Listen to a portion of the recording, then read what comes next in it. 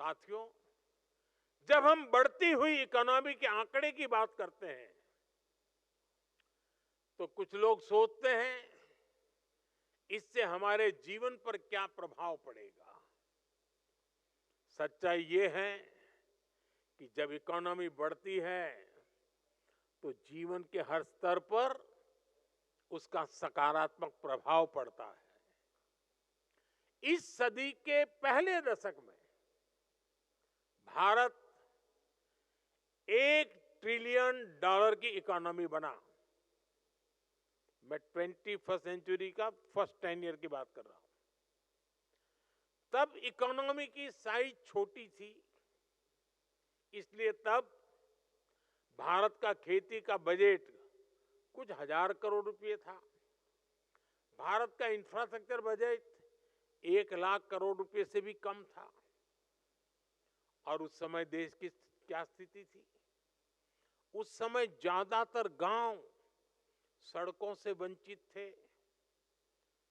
बिजली से वंचित थे, नेशनल हाईवे और रेलवे की स्थिति बहुत खराब थी।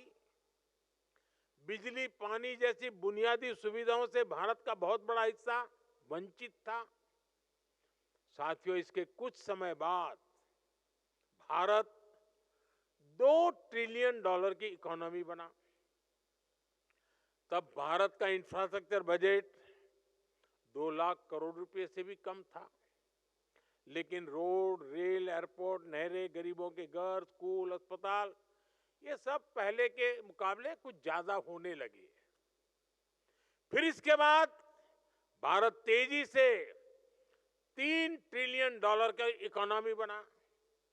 नतीजा ये हुआ कि एयरपोर्ट की संख्या 2 गुनी हो गई। देश में वंदे भारत जैसे आधुनिक ट्रेनें चलने लगी। बुलेट ट्रेन का सपना जमीन पर उतरने लगा। भारत ने दुनिया में सबसे तेज गति से 5G का रोल आउट किया।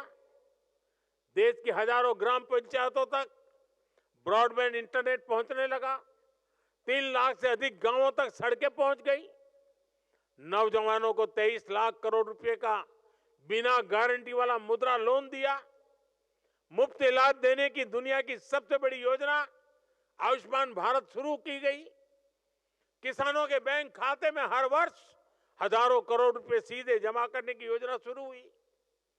गरीबों के लिए 4 करोड़ पक्के घर बनाए गए। यानी अर्थव्यवस्था जितनी बड़ी होती गई उतना ही ज्यादा विकास के कार्यों ने गति पकड़ी, उतने ही ज्यादा अवसर बनने लगे। हर सेक्टर में समाज के हर वर्ग उसके लिए खर्च करने की देश की क्षमता उतनी ही बढ़ी। साथियों, आज भारत करीब करीब $4 ट्रिलियन इकोनॉमी है। इससे भारत का सामर्थ्य भी कई गुना बढ़ गया है। 2014 में जितना इंफ्रास्ट्रक्चर का पूरा बजट था, जितने पैसे में रेल, रोड, एयरपोर्ट सब बनाए जाते थे, उससे कहीं अधिक पैसे आज भारत सिर्फ रेलवे पे खर्च कर रही है। आज भारत का इंफ्रास्ट्रक्चर बजट 10 साल पहले की तुलना में करीब 6 गुना अधिक है। 11 लाख करोड़ से ज्यादा है। और इसका परिणाम आज आप भारत के बदलते हुए लैंडस्केप में देख रहे हैं। ये भारत मंडपम भी इसका एक खूबसूरत उदाहरण है। आप में से कोई लोग पहले अगर यहाँ प्रगति मैदान में आए हो तो मेले लगते थे बीच में और देश भर के लोग यहाँ आते थे। टेंट बना करके काम चलता था। आज ये सब संभव हुआ। साथियों, अब हम यहां से बहुत तेज गति से $5 ट्रिलियन इकोनॉमी के पड़ाव की तरफ बढ़ रहे हैं।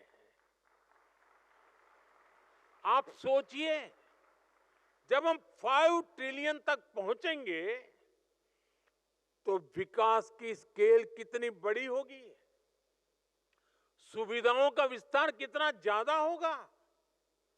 भारत अब इतने पर ही नहीं रुकने वाला।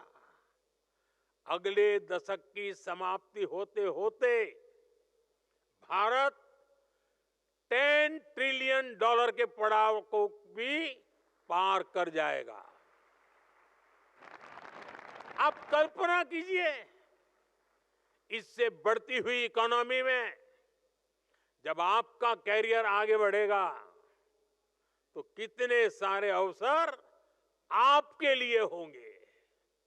आप जरा कल्पना कीजिए, 2047 में आप किस उम्र के होंगे, आप अपने परिवार की किन व्यवस्थाओं की चिंता में होंगे।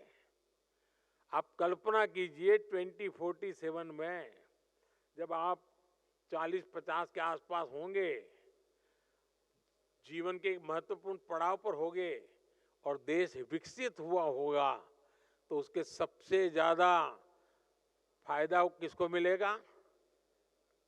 किसको मिलेगा? आज जो नौजवान है, सर्वाधिक फायदा उनको ही मिलने वाला है।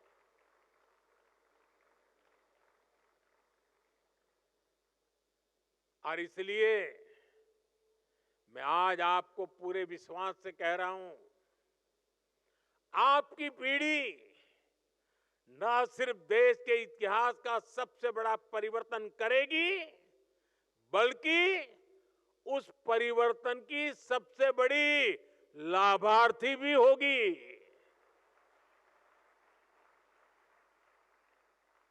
बस इस यात्रा में हमें एक जरूरी बात याद रखनी है, हमें कंफर्ट जोन की आदत से बचना है।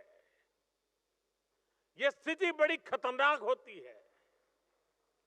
आगे बढ़ने के लिए कंफर्ट जोन से बाहर आकर रिस्क उठाना जरूरी है।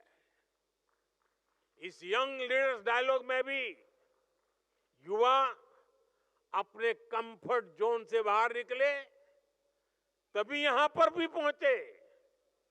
यही जीवन मंत्र आपको सफलता की नई ऊंचाई पर ले जाएगा।